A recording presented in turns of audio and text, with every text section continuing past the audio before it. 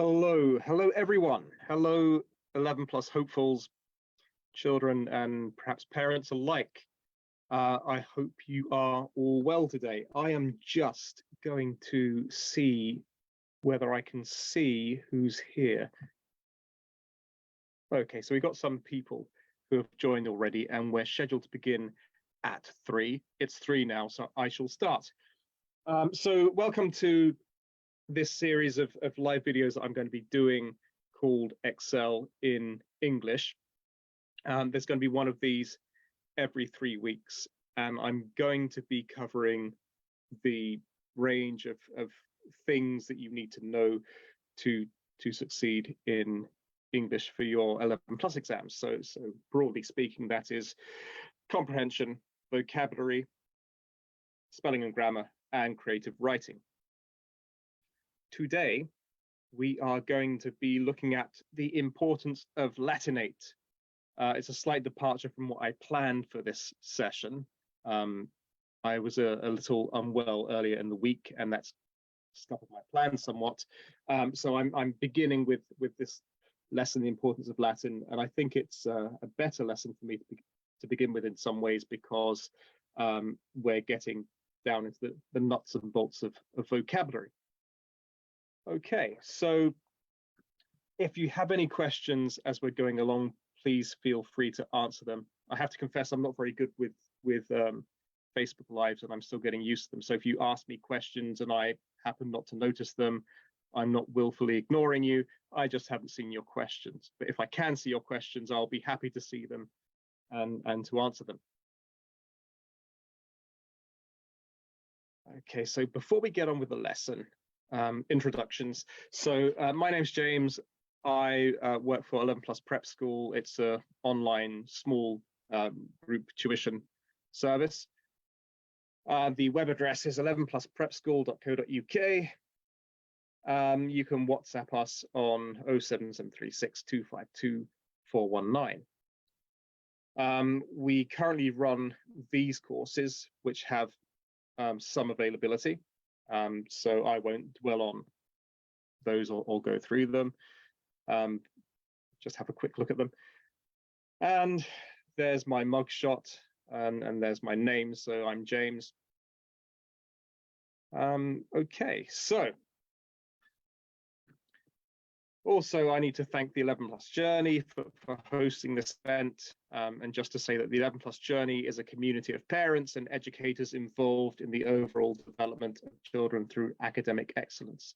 You can visit their website on the 11plusjourney.co.uk for more resources. This video lesson will also be available on the 11 Plus Journey YouTube channel. So I expect most of you know the 11 Plus Journey because most of you would have found this lesson through the 11 Plus Journey, but I know I brought 1 or 2 people along with me. Is what the 11 Plus Journey is.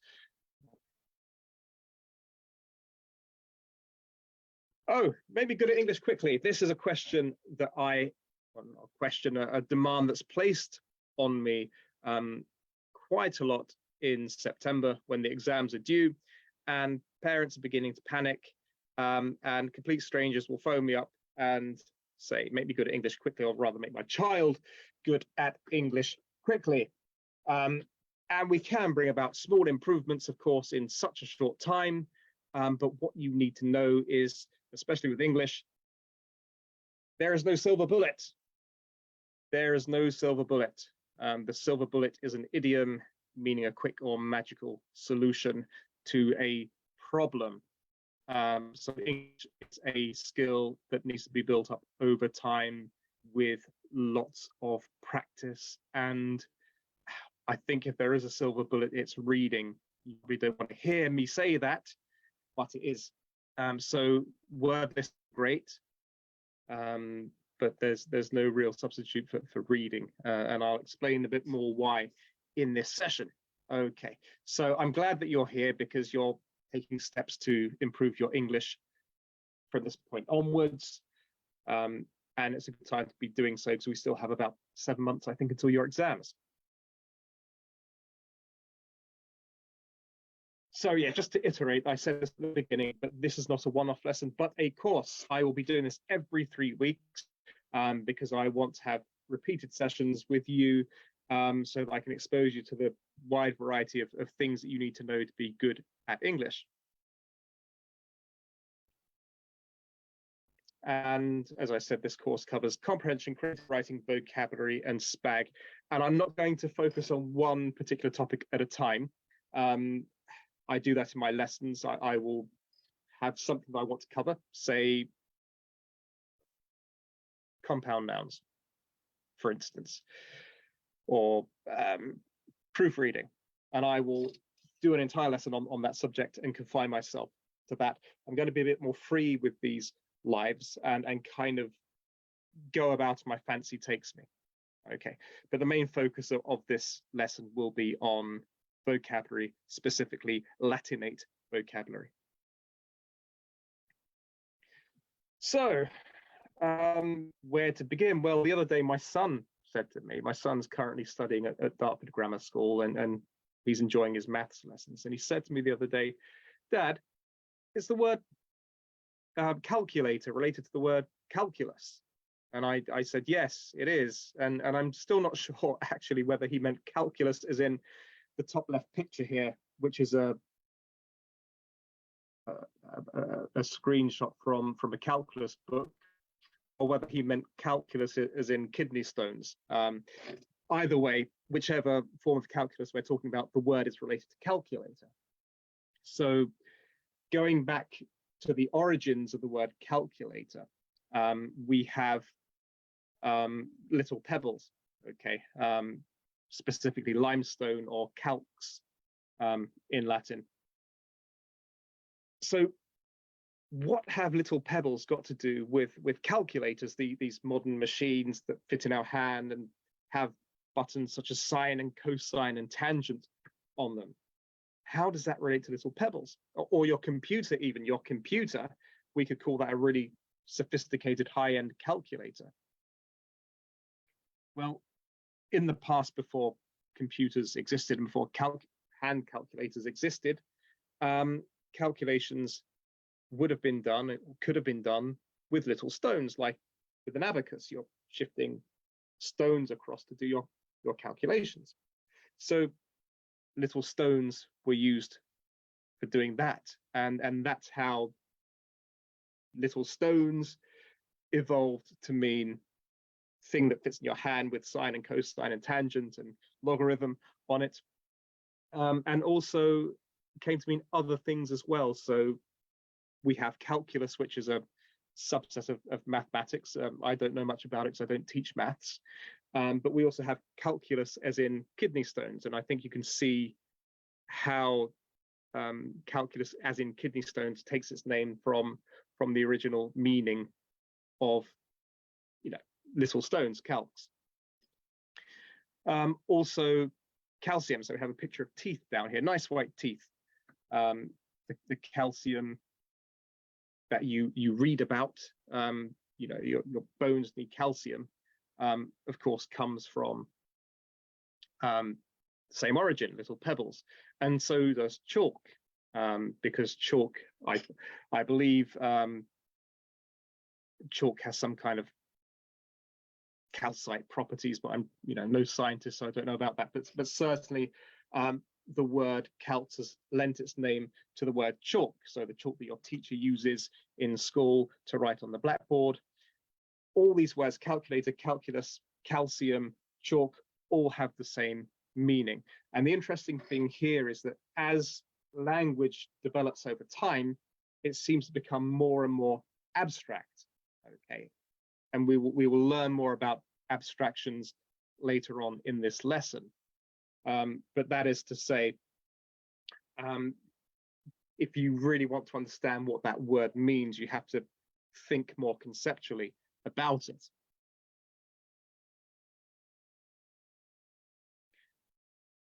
So yeah, little pebble calculator. Over time, one thing has come to mean something else conceptually completely different, and also mechanically completely different as well, physically completely different. So just to repeat what I said, language has a tendency to become more abstract and more fuzzy over time. And what does that mean? What do we mean by it becomes more fuzzy over time? Well, indistinct, kind of less completely defined. And why is that important? Well, it's important because if we're using fuzzy, less defined words, then those words are going to change depending on the context in which they're used. Okay, and this is my reason that I say, if you're going to use, say, word lists to improve your vocabulary, what you really need to do is, when you learn words on a word list, remember that memorization is not learning. Okay, what you need to do is you need to try using those words in speech or in writing, because until you try and apply that word in context, you're never going to grasp its full range of applications. Okay, so let's just say in the English language, there are X number of words. Well, there won't be X number of meanings, there'll be Y number of meanings, because as you know, through homophones and, polysemous words, there are words with multiple meanings, and we need to be aware of those multiple meanings and know how to use them in their different contexts. So let's make this a little bit more real world, shall we? So, oh, I've got more viewers now. Hello, those viewers who've joined a little bit late. So here we have a block from Minecraft. So I expect there's some of you out there who play Minecraft. If you're anything like my children, you might love Minecraft. And this block is a block known as packed ice or compressed ice. Now, I was talking to my son about this the other day, and it wasn't about the preparation for this talk, but I thought, okay, this is very relevant for this talk that I'm planning. Because he was saying to me that in Minecraft, there is a kind of like a British English language file, and there's an American English language file, and there are some interesting ambiguities between them. So I think one of them is, in English you have a baked potato. In American English you have a baked potato, and in English you have a jacket potato. Correct me if I'm wrong on that. But you also have this block, which is called either packed ice or compressed ice. So in British English, Minecraft, it's called compressed ice, and in American English, Minecraft, is called packed ice. Okay. Well, why is that? It might be to do with the vagaries of the different evolutions of the language. I don't know. I did wonder whether is that because American English uses more Germanic English, and British English uses more Latinate English, because packed is a Germanic word and compressed is a Latinate word. But I was not right in that assumption. British English and American English uses approximately the same amount of Germanic words, but I did wonder that because in English we have pavement, which is a Latinate word or French word, and words that come from France are Latin in origin, and in America they have sidewalk, which is a Germanic word, and we tend to say people, and in some places in America people refer to others as folks, which again, folks is a German word. Anyway, it's not that, but we have packed ice or compressed ice, depending on which particular English version of Minecraft you're playing. These words are synonyms, they're synonymous. But because of the fuzziness of the English language, they're not synonyms in every single context all the time. And this is why you need to get used to using words in their different contexts. So we can assume that packed or compressed ice is high density ice. It's really, really hard, compacted, compressed ice. But is packed a synonym of compressed 100% of the time? Well, if you think about your packed lunch that you take to school, does that mean compressed? Do you take a compressed lunch to school? Are your sandwiches kind of vacuum packed into your lunchbox? No, they're not. I mean, you might have a big lunchbox and just a Mars bar rattling around in there. That Mars bar is not compressed into your lunchbox. So compressed and packed are not synonyms 100% of the time. And as those of you who know, when you get a delivery from Amazon, you get a package from Amazon which is packed with something. Amazon are usually quite generous with their packaging, aren't they? So you might get a little marble, for instance, inside this huge box. So that's not compression in any sense of the word. So sometimes packed means compressed, and sometimes it certainly doesn't mean compressed. It changes on the context, and context is really, really important. And context is one reason why. So those of you who are really technologically minded might know a little bit about natural language processing. So in the computing world, they're trying to build machines with true artificial intelligence. Okay, and that means machines will be able to think as we think, we humans. And one struggle that they've had in developing a machine that thinks like we think is context. Okay, so we understand words through their context. So for example, if we're talking about the word graze, for instance, the meaning of the word graze depends on its context. So I remember, and I think I've talked about this in a previous life that I did, the word graze. I had a student who was asked in some comprehension questions, what does the word graze mean as used in line 36? And they didn't check line 36. So they answered graze means fall over and scrape your knee, which of course it does. A graze is a superficial kind of wound. But in the text, it talked about cows grazing in the grass. So in that context, graze means to ruminate, to chew the grass. So context is really, really important to meaning. And as I said, packed is a Germanic word and compressed is a Latinate word.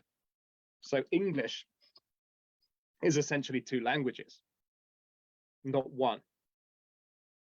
You could make a case that it's more than two languages as well, but there are two main strands to it. One is Germanic and one is Latinate, and they comprise the vast majority of English. And we've got some other words here and there, some which come from Celtic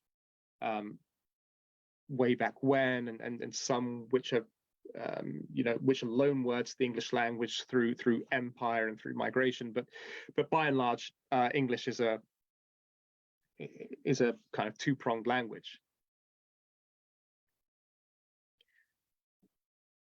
So it's grammatically Germanic. About 25% of its words are Germanic. So when you speak the English language, or when you write the English language, the logic you're using, if you like, is Germanic logic. But the actual corpus of the English language is Latin or Latinate. These are words that are derived from Latin. About 60%, over 60% of the English corpus is Latin. And I'm saying corpus, and Latinate, that is a Latin word meaning body.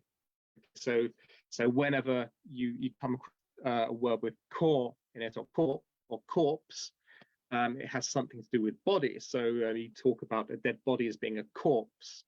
You can say a corporation, like an industry, is a body, and the reason why we call it a corporation is it's a body of workers.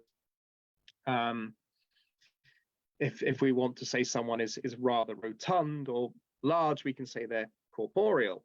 There's a lot of them. There's a lot of their body.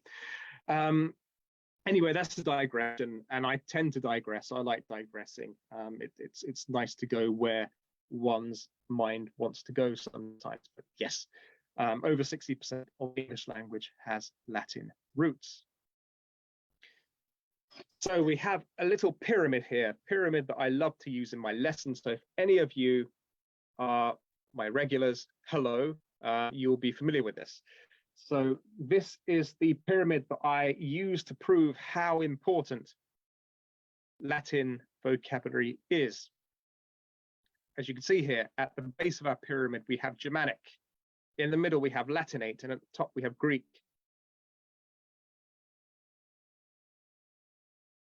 And as you can see from the graphic that has just appeared, at least I hope it's just appeared, because I'm watching this as I'm delivering this content, and I don't see my graphics appearing, or they just appeared now. Okay, so perhaps there's a slight delay. So if I say something and there's might be a graphic with it that hasn't appeared yet, you might be thinking, why is he saying that? Well, just wait for the graphic to catch up, and then it'll make sense. So, really important thing that I need to tell you,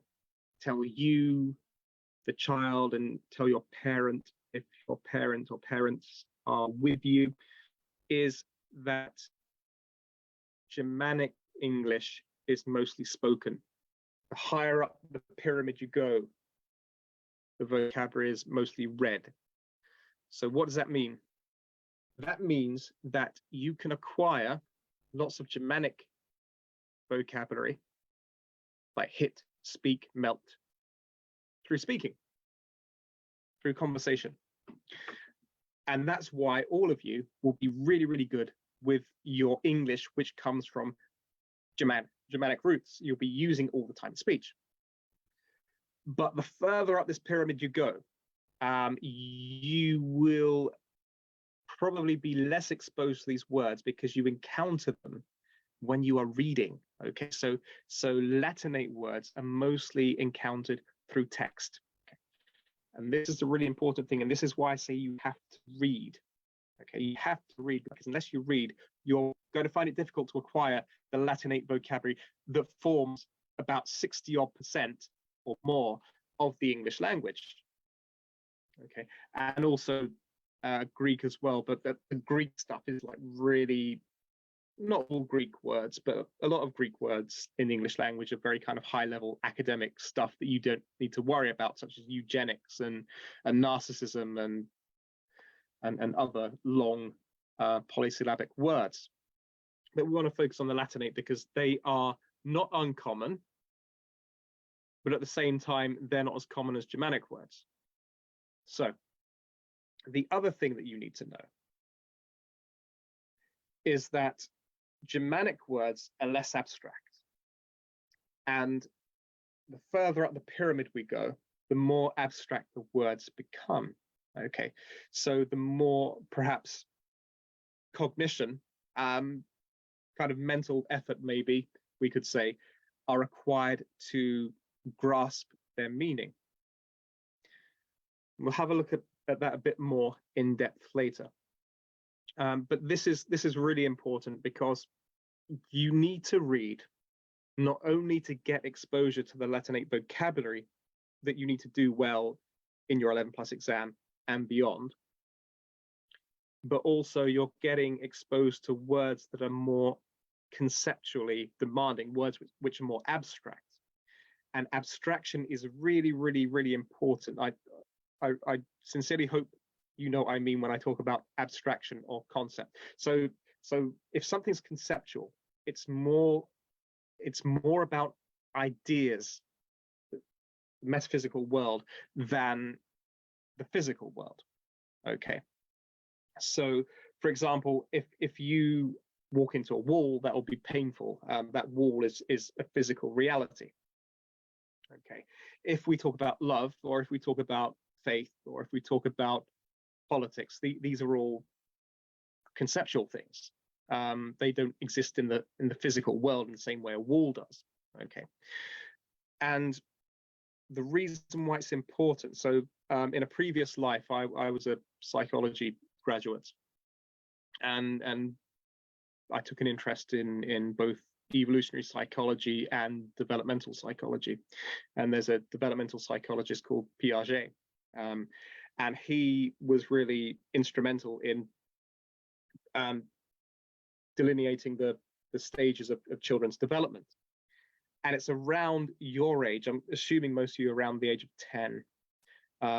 It's 10, cusp of 11 when children, maybe 12 in some cases, where children start to develop the ability to think conceptually or abstractly in any meaningful way. Okay. And a lot of the 11 plus is about abstraction. So if you think about non-verbal reasoning, for instance, well, I first encountered non-verbal reasoning when I was a psychology undergraduate, and in the psychology field, non-verbal reasoning is called abstract reasoning because it's to do with abstraction and non-tangible things. Verbal reasoning is essentially a test of logical thinking and some degree of abstraction.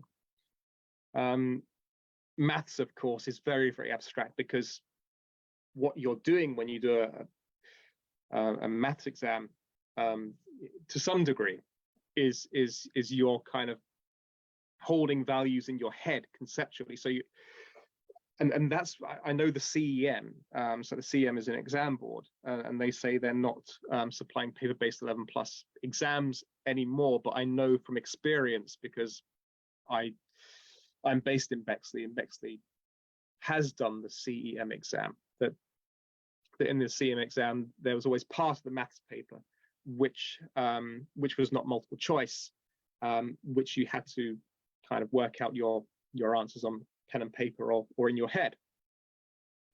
So standard format.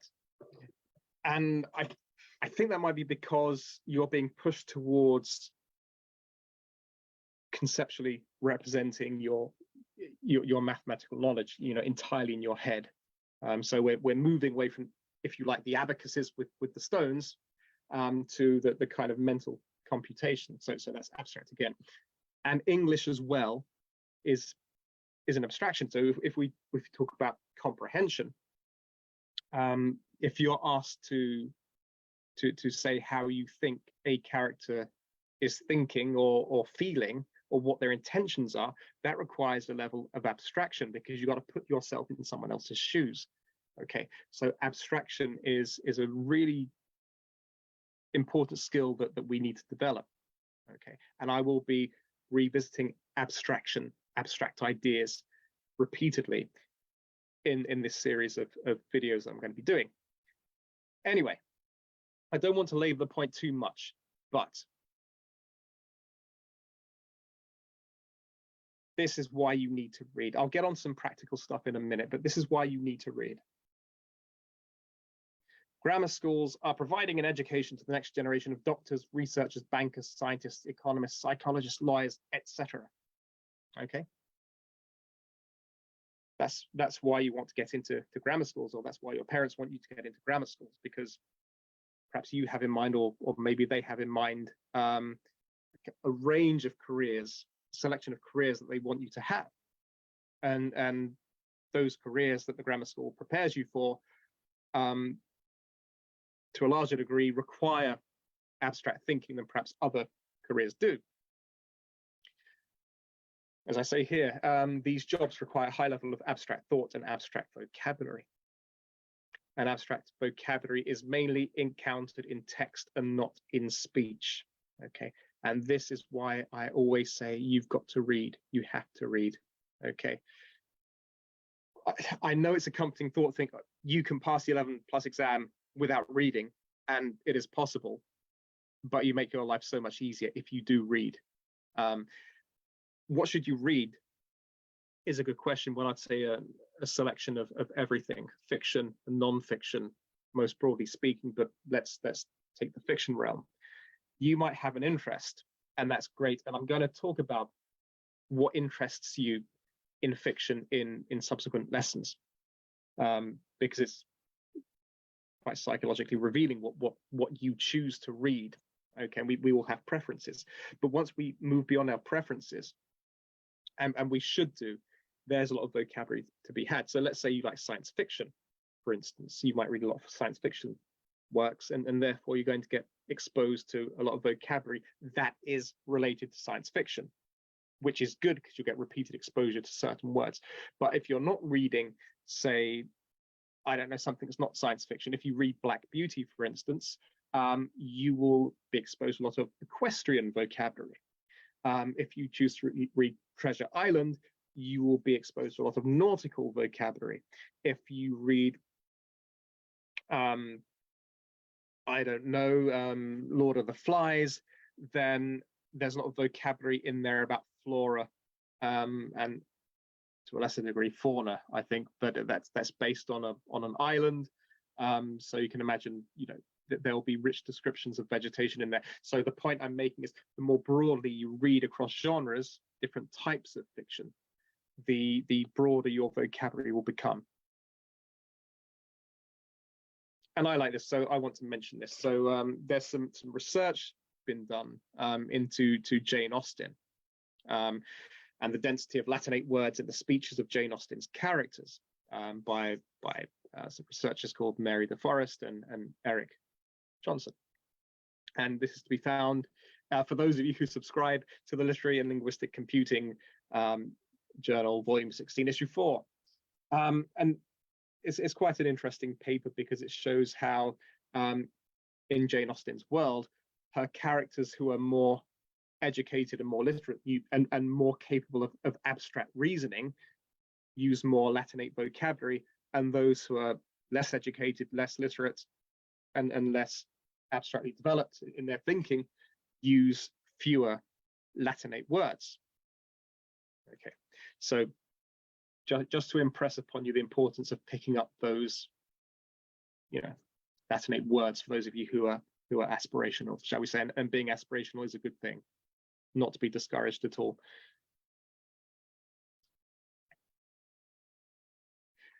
So Germanic and Latin inputs into English gives us lots of synonyms and antonyms.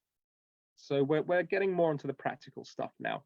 So I don't know if there are many languages like English that have these kind of dual inputs into them. Unfortunately, I'm only fluent in English. I have attempted to learn other languages unsuccessfully, which I'm proud about, but I'm ignorant of other languages, whether they have this duality that English has. But what I do know is that English is one of the few languages that has thesauruses. So thesauruses are books that give you words that mean the same or similar things as words to be defined. So they're not dictionaries as such. And this is also why in the 11 plus you get tested on synonyms and antonyms, because if you think about it, if most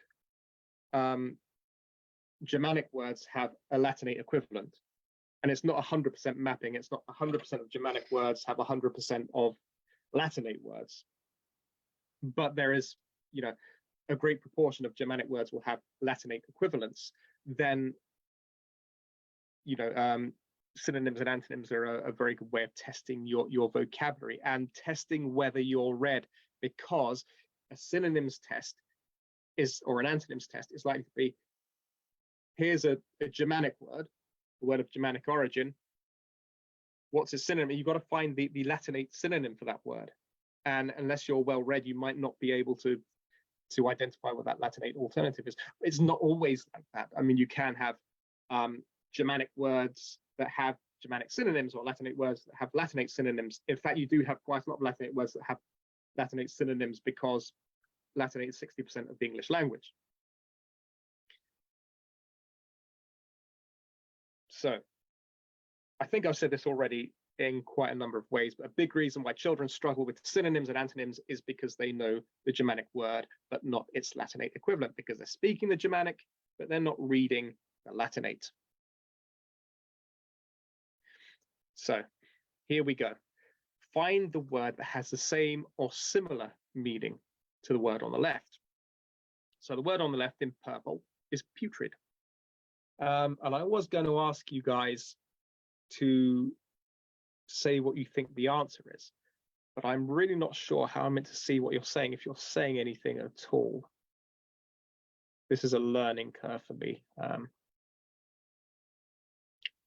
So I don't see any comments on the Facebook post, but I'm not sure if there's like a live stream that I'm meant to be monitoring. Just let me see.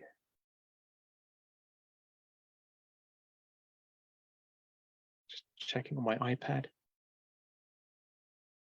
Okay, well, perhaps you're not asking any questions, which is which is fine. You're more than welcome to. Oh, yeah, 8 comments. I see it now. There are 8 comments. I'm just checking these now.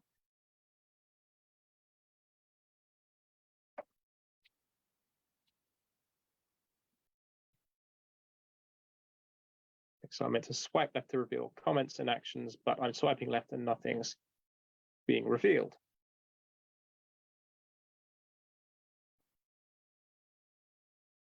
Okay, well, I won't worry too much about that. Sorry, I can't see what you're saying at the moment. Okay, let's get on with the lesson. I'm sorry that I can't see what you're saying. I shall rectify this for future lessons. But okay, find the word that has the same or similar meaning to the word on the left. So the word putrid is of Latin origin. Now, one thing that you will need to develop a skill of, or rather, it will help you to develop the skill of, is learning to distinguish Latinate words from Germanic words. And we can tell that putrid is a Latinate word because it's an adjective that ends in id. So if you can think of if you can think of words that end in id, which are adjectives, they will be Latin in origin. So let's think of some. They're stupid, rancid, horrid, limpid, fetid, and many more besides. I won't go into all of them. So we've got to find the word that has the same or similar meaning. Now, often in the synonyms or antonyms tests, as I say, if we're looking at a Latinate word that we need to find an equivalent of or a synonym of, could well be, I mean, balance of probability, it's going to be a Germanic word. I almost said Anglo-Saxon there. Sometimes I say Anglo-Saxon, but I'm sticking to Germanic for simplicity's sake. So if we have a look at these words, well, what is the Germanic word there? And how do we spot Germanic words? Well, Germanic words tend to be shorter and punchier. In this case, that doesn't help us because the synonym of putrid is rotten. They're both 2 syllables long. But if we reduce rotten to its core, rot, that is like a kind of hard, punchy Germanic word. So the synonym of putrid is rotten. Okay. So there we got putrid, which is our Latin word, and we got rotten, which is our Anglo-Saxon word. And putrid describes the decay of organic matter. So it's when something rots away. And I've got some explanations of why the other answer options aren't the right one. So even though a lot of these answer options are semantically or meaningfully related to putridness, they're not the right answer. So this is another really important thing about synonyms and antonyms tests and the fuzziness of the language. What you're doing when you're doing these synonyms or antonyms tests is you're not choosing a right word, you're choosing the most right word for the context. So for example, you could say if something is putrid, it's gone off. You know, if you're talking about food, it's gone off. You could say it's expired, it's past its sell-by date. Well, in some contexts, you might not be wrong, but the most right answer here, the most contextually right answer in the realm of our fuzzy language is rotten. Okay, so here we have on the left the word amble, and we have some answer options: march, walk, trudge, and stroll. Okay, so just to give you a little clue, amble is the Latinate word, and we're looking for an Anglo-Saxon, sorry, a Germanic, I've done it again, a Germanic synonym or near synonym. As I say, it's not always going to be this case, but I've confected these synonyms tests so that we're always using a Latinate and Anglo-Saxon synonym pair. So amble is Latinate, and those of you who are good with the old Latinate words will know that the synonym is stroll. Okay, so to amble is to kind of take a leisurely walk. Okay, and stroll means the same thing. Now, here's the interesting thing about the word amble is it has the same root as the word ambulance. And we're going to talk about deconstructing words later, because deconstructing words is a skill that will be really great if you have. And when you deconstruct words, you get into kind of really conceptual meanings of those words. So how does to take a leisurely stroll, amble, relate to the word ambulance? Well, an ambulance originally was a mobile hospital. So if we go back to the Great War, World War One, of course, when you're out fighting in the trenches and you get wounded, you're going to need medical care. So there'll be these mobile hospitals set up, ones that could be, propped up and packed up very quickly as and when the need arose. So those mobile hospitals that you could carry around, in a sense, were known as ambulances. And you can see how that's evolved to mean a vehicle used to get sick people to hospital. But it takes some kind of conceptual leap of faith to get to that meaning. Other related words. So when you were a baby, your mum or dad would have pushed you around in a pram. The word pram is short for perambulator, because you need to, or your parent, not you, because you get to sit in there in comfort, you kids, or certainly you babies. Your parents or your carer has to push the pram, the perambulator, walk with it to push you around. And there's another word that's kind of popped in and out of my head related to amble or ambulance. Anyway, so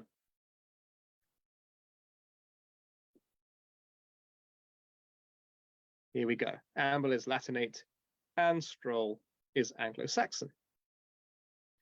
Now here we have the word incessant. So let's pretend we're in an exam and we're kind of stumped by the word incessant. What does it mean? We've got to find a synonym for that. But what does it mean? How do you find a synonym for something you don't know the meaning of? Well, this is where breaking words apart becomes really useful. So if we look at the element in often means not. Cess. What does cess remind us of? What words can we think remind us of cess? Well, there are a few, but one of them, and the correct one, would be cease. Cease. What does cease mean? Cease means to end. Okay, so if in is not and cess means cease, end, then it means not end, not end, not ending. So we can get to the meaning with some degree of applying that word. So incessant means not ending. Okay, so we've got the words endless, eternal, durable, and living, all of which have some kind of relatedness to the word incessant, but language is fuzzy, as I've said before, and because it's fuzzy, we need to get the right word. We need to get the right word for the context. So I'm going to read through my explanation here because it's relevant. So incessant means without ceasing. If something is eternal, it lives forever. Eternal has positive connotations, where incessant usually has negative or hyperbolic qualities. She nags incessantly. So by hyperbolic, I mean hyperbole is a exaggeration in metaphorical form. I mean, it's so wild that it couldn't possibly be true. So it's not possible that anyone would nag incessantly. If something is durable, it has the quality of lasting, but it doesn't mean it's unending. And if something is living, it is alive, but that doesn't mean it's going to remain alive forever. So the correct synonym for incessant is unending. So incessant is Latinate, and endless is Anglo-Saxon. Endless obviously is just our word end with the less suffix on it, and end is a nice short punchy Germanic word. I have to say that it will say AS on your screens because I prepared these slides earlier before I changed my mind, start referring to the Germanic vocabulary as Germanic, and there was a reason why I did that, which I won't go into. So excuse the inconsistency in terminology, but Anglo-Saxon is an extension of Germanically derived languages. Okay, so again, we have the word pretty on the left in purple, and we have some synonyms: stunning, personable, hypnotic, presentable. And pretty is a very familiar word to us. And here's the interesting thing about Germanic words, is that they're very close to us psychologically. It feels like they're inside our minds, that they're very homely in a sense. So you know, if we think about words like egg or house or rug, maybe these are words we don't need to think too much. We call them to mind very, very easy. It's like they're close to us. And pretty is one of those words we immediately know what pretty means without having to think too much about it. We don't need to use any effort to recall its meaning. It's a Germanic word, or Anglo-Saxon word, if you will. So we need to find a synonym for that word, and because we're finding Latinate equivalents to Germanic words or vice versa, we know that we're looking for a Latinate word. So the Latinate word that we're looking for, I don't know if you've guessed this already, but it is personable. So to be pretty is to be physically attractive in a delicate way. Stunning is a metaphor used to describe someone who is mind-blowingly attractive. Hypnotic can, in some cases, mean enchanting. If someone is presentable, they are neat and tidy enough to be presented in public places. But to be personable is to be pleasing in appearance or in personality. So it says of in personality. That's a typo. It should say or in personality. So if you're personable, you're pleasing physically or in terms of your personality. So the most similar word here in our kind of fuzzy language is personable. Okay, I hope that makes sense so far. Oh, we've got one more. Let's do one more. So you've got the word tender on the left, which is Latinate. So we're looking for a kind of short, punchy Anglo-Saxon Germanic word. So I think this one's easier than the others, but the answer is kind. So we have tender as our Latinate word, and kind as our Germanic word. So tender in this context means kind or gentle. Tenderness and generousness do not necessarily go hand in hand, because it's possible to be firm but generous. Equally, someone who is sociable need not be tender. Mercy and tenderness do have some things in common, though mercy connotes forgiving or kind towards one's enemies or wrongdoers, whereas kind is more closely related to tender. That the merciful is far more kind of abstract and pliable in meaning. Okay, so that's just to demonstrate how easy it is that we have synonyms from two different linguistic sources. Oh, we've got one more. Maybe there's more after this. I don't know how many I prepared. Okay, but I like this one because it allows me to talk about lavender. And I like lavender. Everyone likes lavender. So find the word that has the same or similar meaning to the word on the left, and we have livid is our word on the left. And you will remember from a few slides back, I said that if an adjective ends in id, it's Latinate. So we've got a Latinate word, so we're looking for a Germanic alternative. And this is one that I presented to other children, and one that they struggled with because they did not know the answer. And I'm wondering if you know, and unfortunately, I can't see your comments. So I don't know if you know the answer to this, but the answer is wrathful. Okay, and the reason wrathful means angry. Okay, so livid means angry.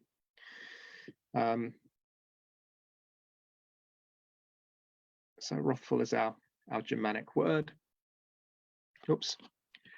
And yeah, I think children struggle with this because wrath is a term which is relevant to Christian theology here. So in Christian theology, there are the 7 deadly sins, 7 cardinal sins.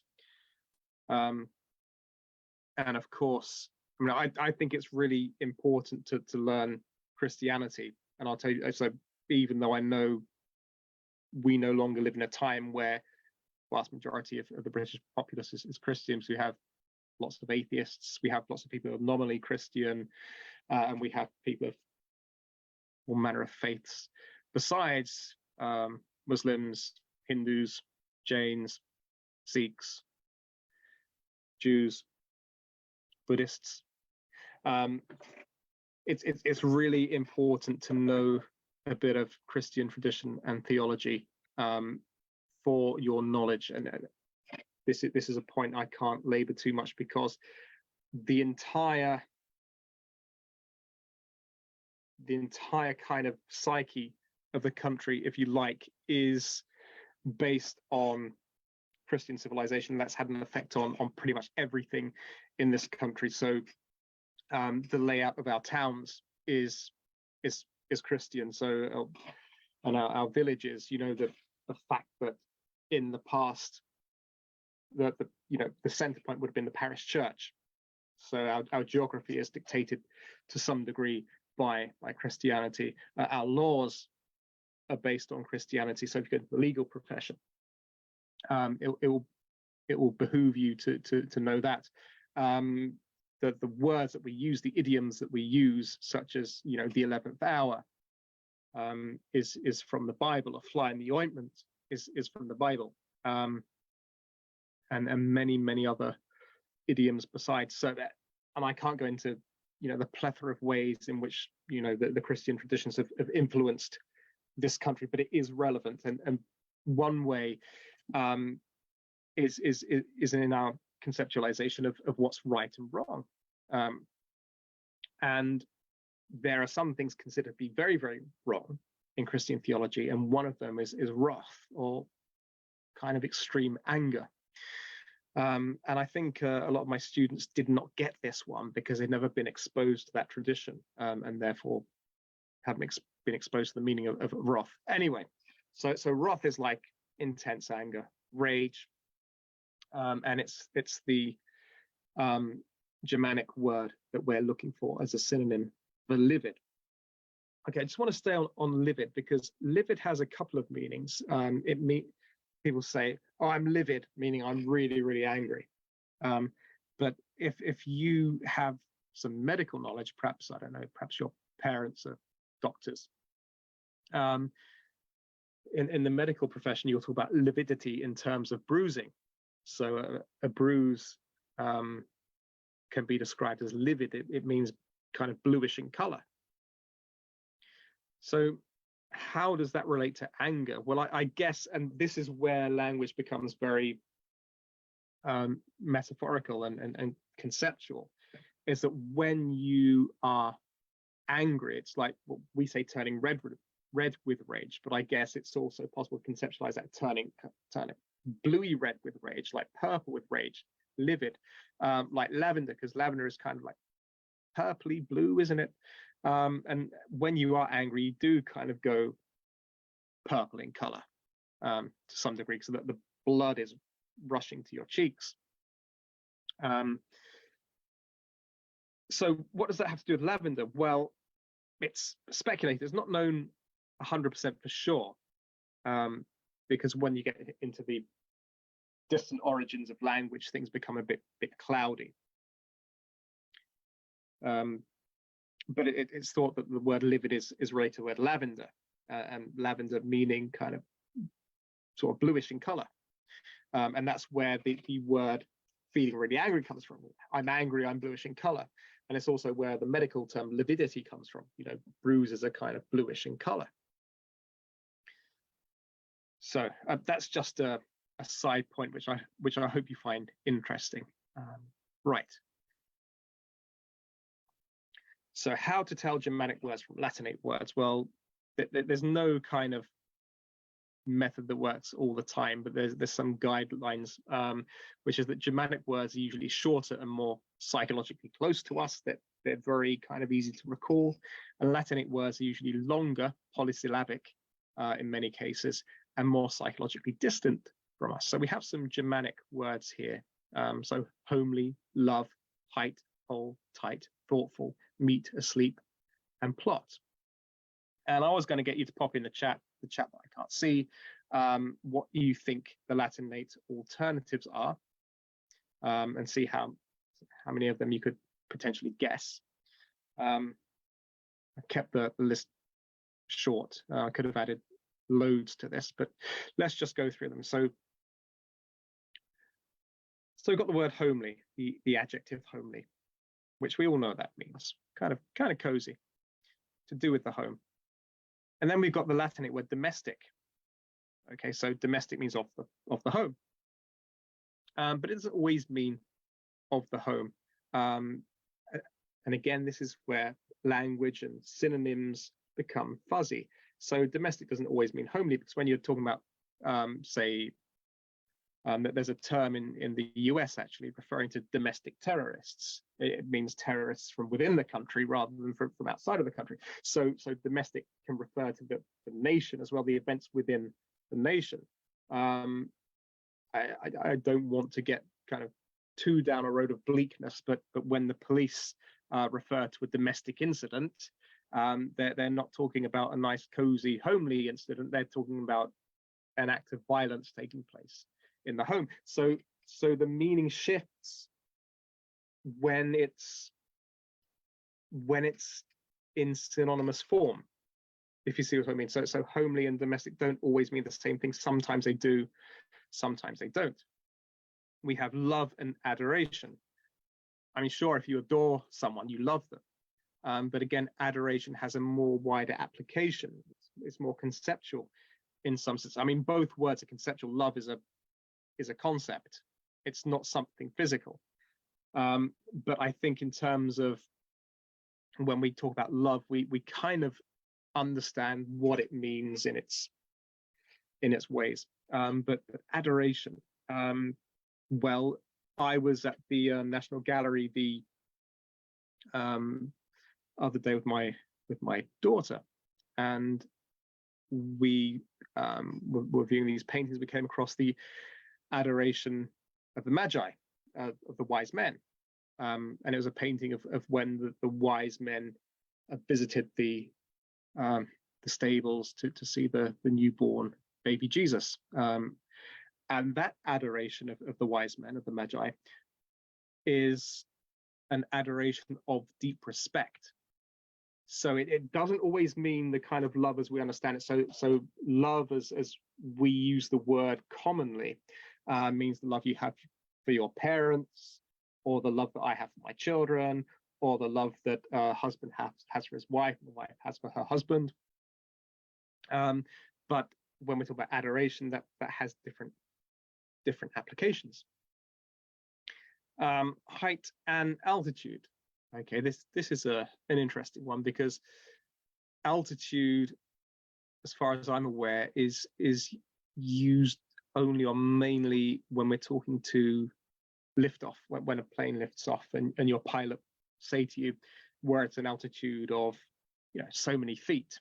But altitude essentially means height. But you wouldn't refer to, say, if you're being measured by your mother, she's got you up against the wall with measuring tape. She's not going to say to you, I'm going to measure your altitude. because that would just be absurd. And this is the important thing, actually, about these words. So while it's good to know Latinate words and use them in the right context. So one of the things I teach is creative writing. And I've had creative writing stories where children have learned sophisticated word that happens to be from Latin, and they've used it, and it's not the wrong word, but it's not the right word either. So, for example, and I'm going to answer one of these questions in advance now. So we've got asleep down there, second from the bottom. A piece of creative writing that I read said, his family were dormant. Now, dormant is not the wrong word, because dormant means sleep. And I'm sure you know from your geography lessons that the dormant volcano is a volcano which is currently inactive. It's sleeping. It's not going to erupt anytime soon. But it's a little bit strange to refer to your family as being dormant.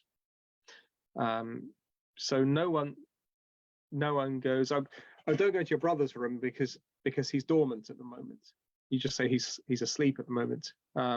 So it's not the wrong word to say your family's dormant, but it's the wrong word, if you see what I mean. So we need to be careful. And this is a really tricky thing, because I said to you earlier, when you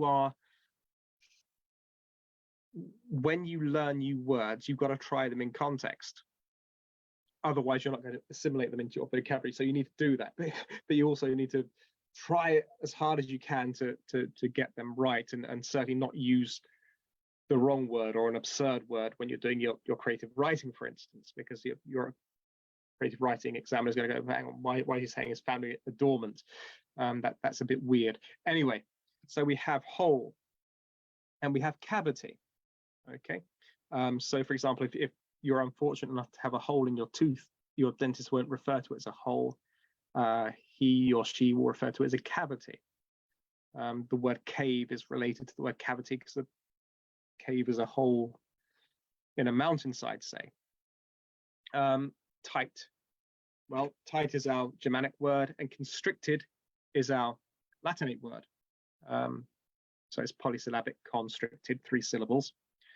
And tight is only 1 syllable. So often you'll find that Latinate words have more syllables than Germanic words, but not always.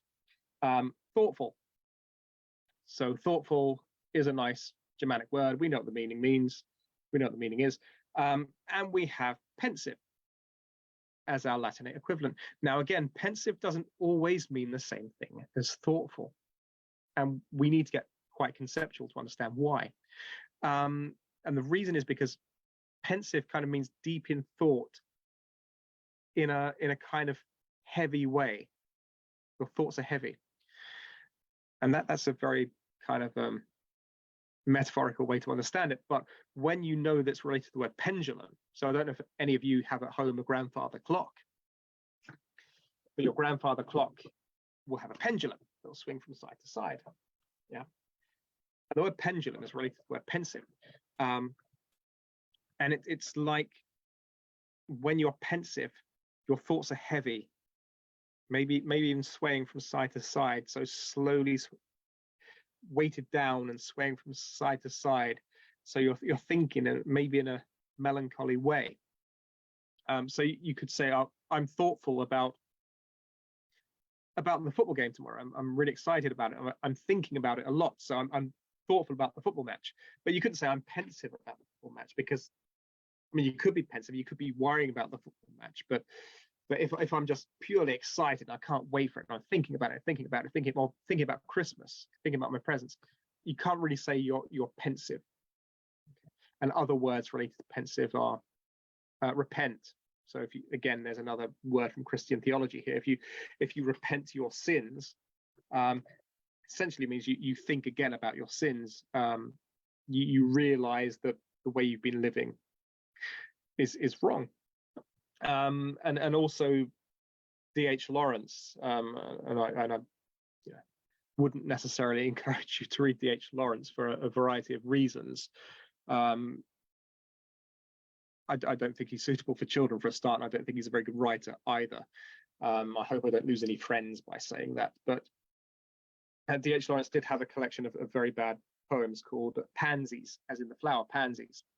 And pansy, the flower, is derived from French word penser, meaning to think. So it was a little pun, pansies meaning to think. So these poems were called pansies or thoughts. Anyway, that's another digression. Digressions are great. So it's to meet, to encounter. So again, there's a kind of fuzziness in the relationship of these words. So if you meet someone, it's quite a neutral thing. Okay.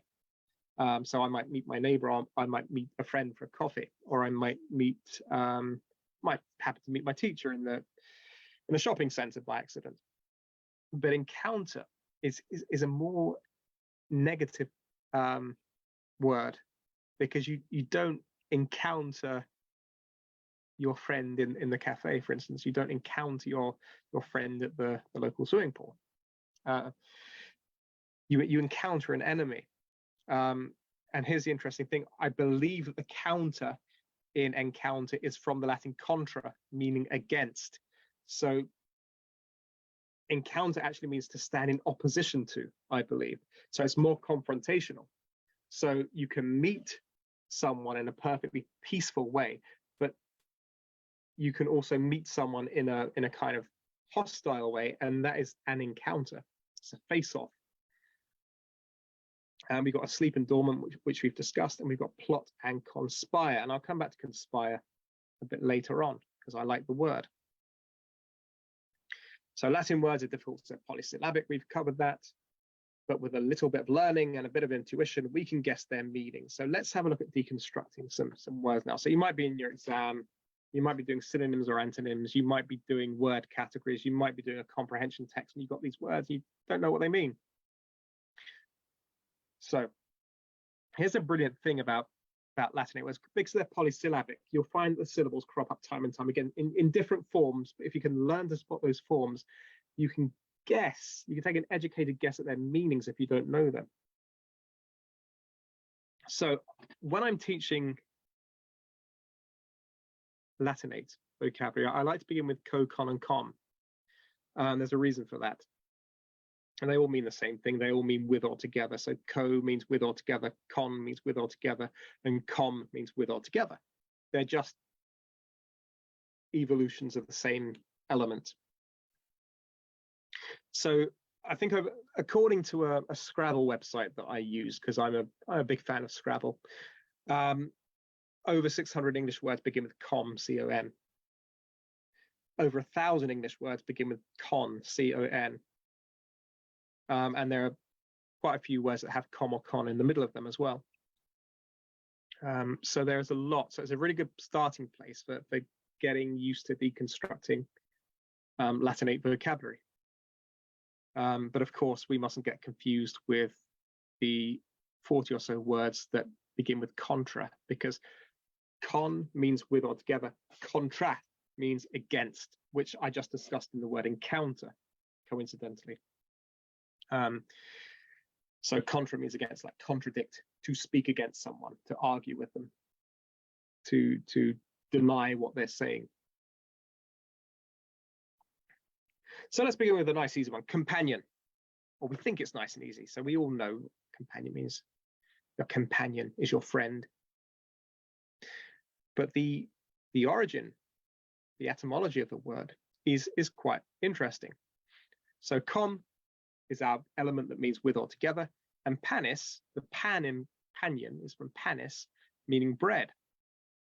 Okay, so the sense is that a friend is someone with whom you eat, with whom you break bread. Okay, so that's quite conceptual. So you can see there's a concept behind the meaning of the word, and sometimes you can just take the elements of the word and okay, I understand what this word means by analyzing the elements, but sometimes you think about them. So even if you know what the elements mean, you need to think about what it means or how that meaning evolved. So yeah, a companion, quite literally, means someone that you're willing to break bread with, someone you're willing to eat with. But in everyday English, it means friend, but it's good to look at the origins of these things. It's interesting and helpful. Okay, so a compatriot, com meaning with or together. A patriot is a countryman. So a compatriot is someone from the same country as you. So com again means with or together, and patriot means countryman, or in the modern sense, someone who supports their country.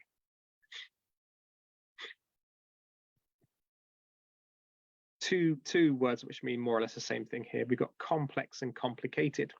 Okay, so I'm sure you all know what these words mean. So difficult to do. If something's complex, it's challenging. If something's complicated, it's fiddly. Okay.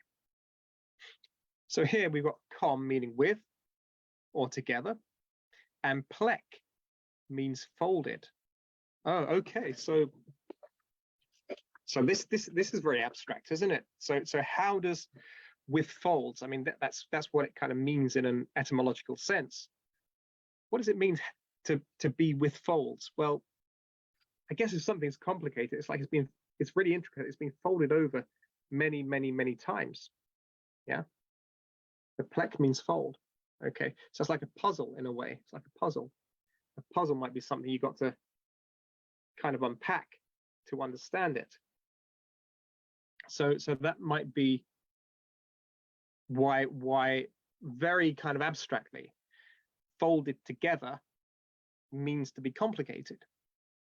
Okay, and the interesting thing about plec is and I'm going to make another digression here.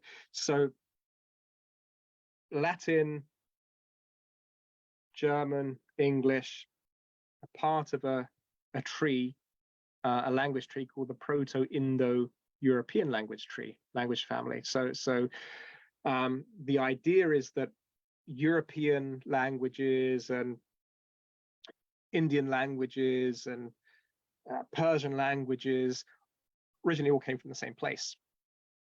And some words have found themselves into the English language via Latin, some by German, but ultimately come from Proto-Indo-European languages. And I believe that today there are some similarities between, some Sanskrit words and some English words, or some Iranian words and some English words. But the interesting thing is that the plec, not through Latin, but through Germanic, I believe, has given us the word plait.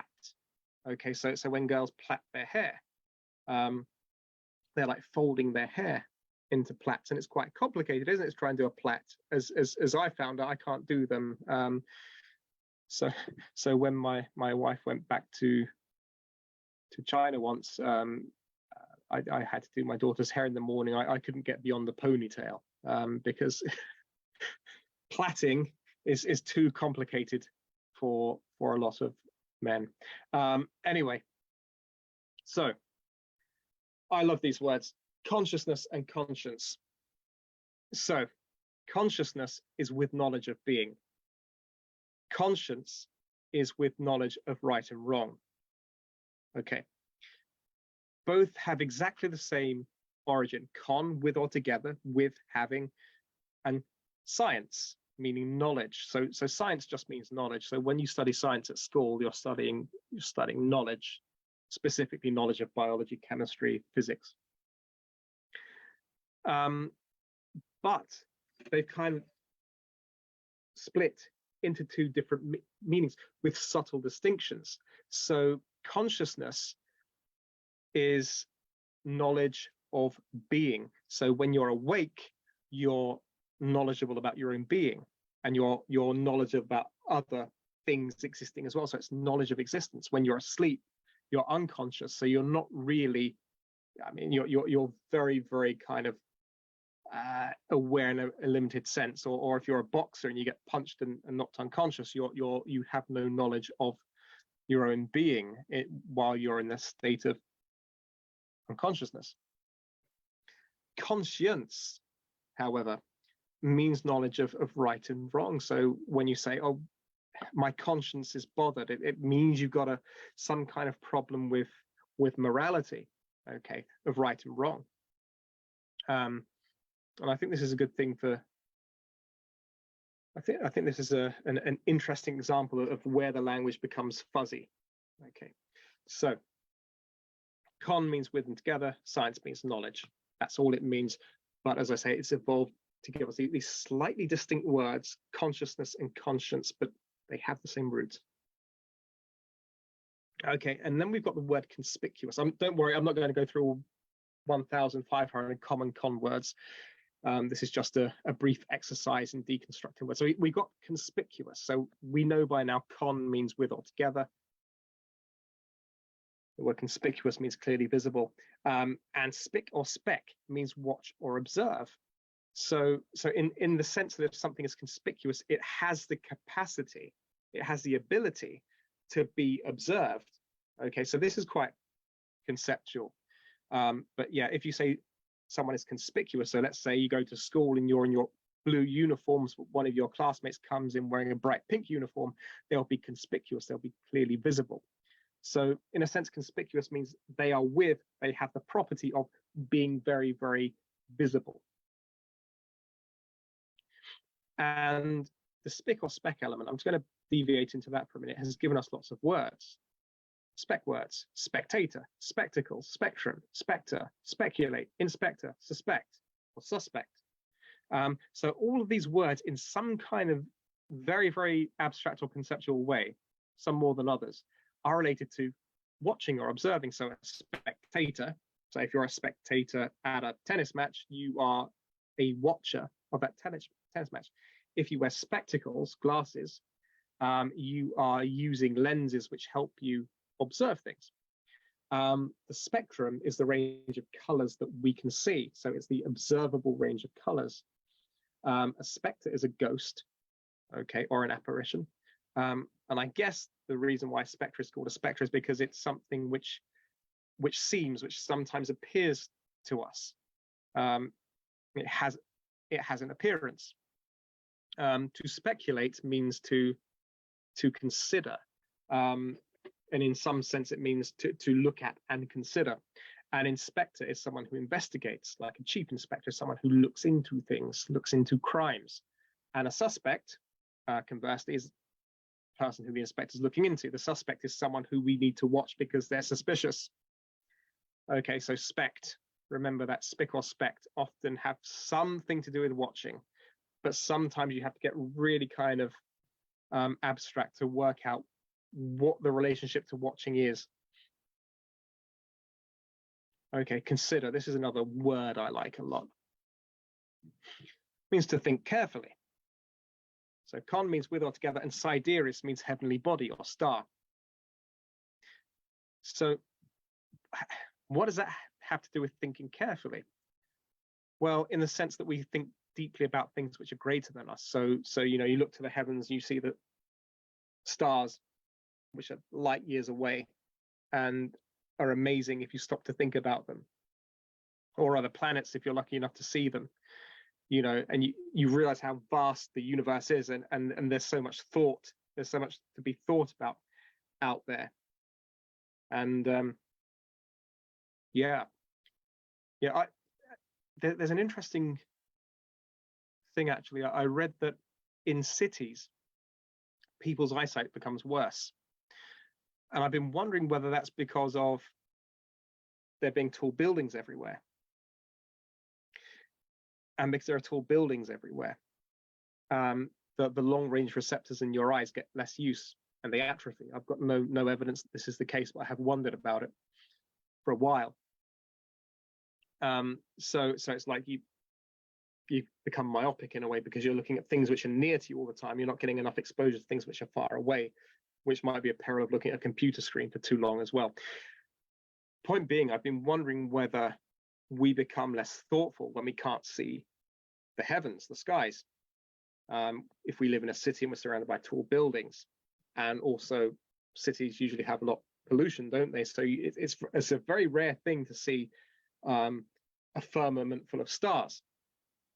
So I've wondered whether kind of city life predisposes you to thinking more inwardly than outwardly, and because we live in very kind of urban environments, we have less less opportunity or less stimulus for thinking about things very carefully, or thinking about the heavens and the stars and the planets and everything, and wondering. Okay, so that's something to think about, isn't it? I had thought about buying my son a telescope, actually, so we could go to the countryside and look at the stars together and think thoughts that we don't get to think about that frequently. And thinking is very important, by the way. There's a reason why I'm saying this, is that it's all very well doing practice in your 11 plus books, practicing comprehension and everything, but I think before you practice, you need to think about things. I think thought is the birth of success rather than practice. And we've got the word accomplice, where the com is in the middle. So an accomplice is someone who helps another person commit a crime. So com means with or together, and we've got our plick or plek again, which means folded. Remember from a few slides ago, we had a word that had plick in. I can't remember which one it was now. And in a sense, this means that two criminals are folded together in the act of the crime. And that's really metaphorical, so that they're not literally folded together, are they? But in some way, maybe they're in intention they're folded together, or in their sin they're folded together, or in their criminality they're folded together. Okay, so an accomplice is someone with whom you're joined with in crime. And I think this is the last one, conspire. I like this one. So I've got the Guy Fawkes and his conspirators in the picture in the background, and this was on my mind. So I went to the London dungeons with my daughter and had a good time there. If you like a bit of horror and a bit of a jump scare. Anyway, so to conspire means to plot. Yeah. Guy Fawkes and his friends plotted to blow up the Houses of Parliament, which is why we have firework night on November the 5th. Remember the 5th of November, gunpowder, treason, and plot. And in this way, con means with and together, and spire means spirit or breath. So in the sense that maybe people who plot together are breathing together, like whispering, or maybe it means they're of the same spirit. I don't quite know, but I can guess at the kind of the concept behind it. And spire is a very important kind of element, because it forms part of our words. Expire, to die, like to give up the ghost, to lose your spirit. To inspire means like to breathe life into, or to give spirit to. So if you're inspired to write something or to do something, it's like you've acquired new spirit.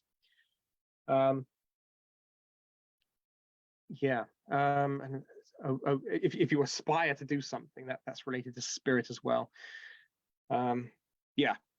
Okay. And I kind of distracted myself, because whenever I said give up the ghost, meaning to die. And whenever I think that there was a song a few years ago, which maybe you're too young to know about, but maybe it's 10 years ago, I can't remember, but there was a song by Ella Henderson, I think her name was, and in the bridge of the song, it says, "Give up the ghost, no more haunting baby." And I'm thinking pop songs are a bad place to learn English from, because to give up the ghost doesn't mean to stop haunting someone. It means to die. But anyway, so be careful when you're listening to pop music and exposing yourself to pop culture. It's better to expose yourself to higher culture as and where you can, because it's going to be more edifying. And edifying is an interesting word, because it means to build, but it also means to nourish. It's like it's building you up spiritually, like an edifice, like a building. Okay, so how to learn words, Latinate or otherwise. So my tips to you are to read, you experience words in context. To use your words when you encounter new words, for example, in a word list, try using them in conversation. Do use them in conversation. Don't worry about getting it wrong. Okay, just try and assimilate that word into your vocabulary. So practice deconstructing words. That's a skill, and I realize you can't just do that after watching this lesson, but there are a couple of websites that I like using, and I'll tell you what they are briefly. But if you want to know, get your parents, or if parents listening, contact me via WhatsApp. I'll give you the details later, to ask me the websites. But there's Etymonline, Etymoline, which is a website I use for looking up the origins of words. And it's quite fun to click around in there, and you'll just absorb some information and learn interesting origins of words.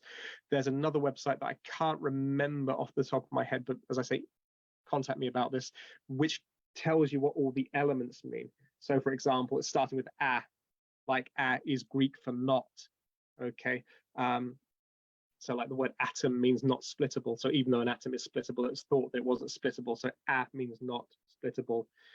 And it'll, from a through to the end of the alphabet, it'll tell you what all the parts of words mean. Okay, and that's really good if you can absorb that. So words like anti or pro or add or sub. So you get to know all these little prefixes and little elements mean. Oh, I've got the information there. What foresight? It's called learnthat.org. Learnthat.org. Okay, so just to recap, I'm James from 11 Plus Prep School. I sincerely hope you liked this presentation. The website is 11plusprepschool.co.uk. If you want to consider us for tuition, we'll be very happy to receive an inquiry from you. The number is 07736252419. The available courses there on the screen. Okay, I would like to thank the 11 Plus Journey and Saba in particular for allowing me to host this event, so to speak, and to remind you that the 11 Plus Journey is a community of parents and educators involved in the overall development of children through academic excellence. So if you've come to the 11 Plus Journey through me to watch this, please stay with the 11 Plus Journey. It's a wonderful